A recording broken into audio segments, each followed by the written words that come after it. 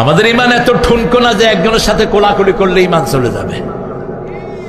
পাগলের হদ্দ এগুলোর বিষয় মুখে আনবেন না।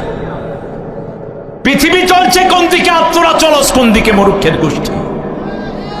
আজকে ইহুদিরা একসাথ হয়েছে মুসলমান শেষ করে দেওয়ার জন্য, সব মুশরিকরা একসাথ হয়েছে মুসলমান শেষ করে দেওয়ার জন্য, আর তোরা ঠুনকো জিনিস নিয়ে উম্মকে বিভক্ত করস। ঠিক না বেঠি?